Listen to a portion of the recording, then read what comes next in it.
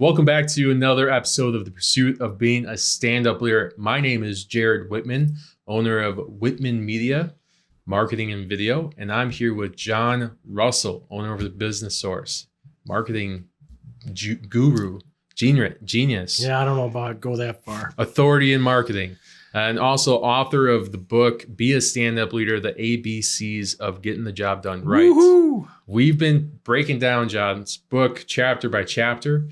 And today we're going to talk about something that's really important to businesses, and that is testimonials. Yep.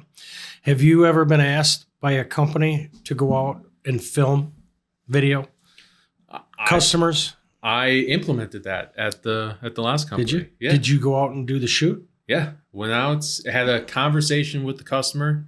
We developed a list of specific questions regarding specific areas that were strong points for the company, and then created customer video testimonials, Right. and then created ads from those customer testimonials based on the questions that we asked. Ever get any feedback on them? From customers? Or anybody in the company? Or I think there's, some people, they just looked at it as another marketing tactic. But here's what like a video testimonial is. It's a great piece of social proof, and it's a great authority marker. It goes beyond a written testimonial because you have an actual person, right, a living, raving fan on camera of your company, on camera, in a place that's comfortable to them, usually their home. Right. And they're sharing about their experiences that they had with your company. My opening line on this chapter, I'm going to read it. I just glance at it. There's no better feeling in the world than having one of your valued customers share their appreciation and love for you, your company, and the work you do. Yes. Wow. Yeah. I mean, people see that if they're considering a company and they see Mr. or Mrs. Smith standing there saying, man, I had a problem and it was not cool. And I called Jared, and Jared came over, and he's the nicest person I've ever met. And he understood my situation, and he went to work and he fixed it. And now my problem's solved. I just want to say thanks, Jared. I appreciate you being here today. Yeah. You know, they love it. Yeah. So I just wrote down, exceed your customers' expectations. Yes. And then testimonials flow freely. Yes. I've had clients where when they send in their payment, they send in their payment in a card with a handwritten note that says, you're the best thing I've ever seen. Yep. And so what I used to do is I take those cards, I transcribe them, and I have a page on my clients' websites for testimonials. Yeah. And I would add them in. Yeah. It's like you scroll down for 6 pages. There's 100 testimonials from people all around this area. Yep. These aren't made up. These are real people that have used this company and said, wow, you guys are amazing. Yep. I'm going to recommend you to everybody I know. And if I ever need help again, I'm going to call you up. So, testimonials receive attention in a lot of different places.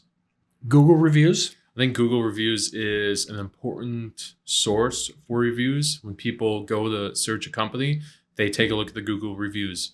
Are most people going to look at the 5-star reviews? They might. More or less, people are looking at the 1-star reviews. Yeah. What did they do wrong? Yeah. And then it's also how does the company reply to that 1-star review? Is a huge thing. That gets into dicey waters. You got an unhappy customer and they're not letting up. You got to basically you want to take it offline. You want to get them to call you. Yeah, no kidding. That's what you want. Maybe I can fix it. Yeah, but it's probably too late. Do not do don't try to fix it on the reply. Yeah. Anyway, Google reviews, Facebook reviews, Yelp, LinkedIn. There's a lot of other places. One that I hate is the BBB.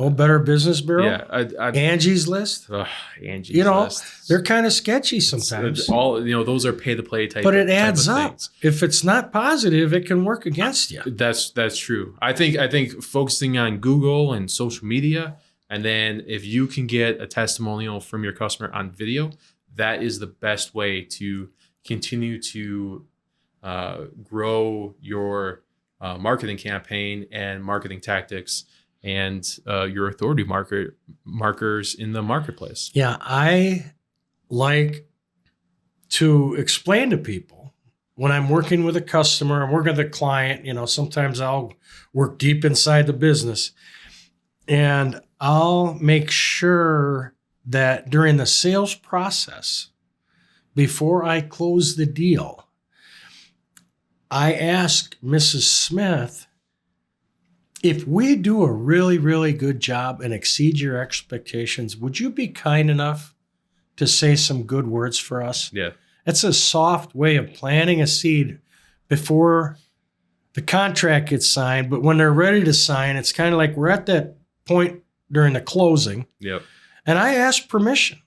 If we exceed your expectations, will you give us a good review? And they're like, okay, so now the onus is on you to exceed my expectations. Yep. If you want a review, you got to wow me. Yep. So I think another cool thing, like with like home service companies, you could go well above and beyond.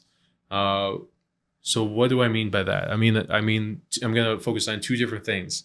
Most home service companies have a CRM, customer management. Customer relationship management. Yeah, system. So you're going to collect data about the customer. Right. So if you're a technician, you're in the customer's home, write down, oh, they have a dog. What's your dog's name? Right. All right. Get little details. Get the little details, and then you can add that. And so when a customer service representative is connecting with the customer again, customer notes, you're building that relationship between the customer and your brand and solidifying. Yeah, because you're going to let a stranger into your house. Yeah. Yeah. There needs to be that relationship element to the conversation. Correct. And you have to tread lightly. Right. Yeah, I'm not saying don't be creepy or anything like that. Right. The second thing is to, like you said, go above and beyond. Well, what does that look like? Well, if the light bulb is out. Cleaner than you left it. Let me fix the light bulb.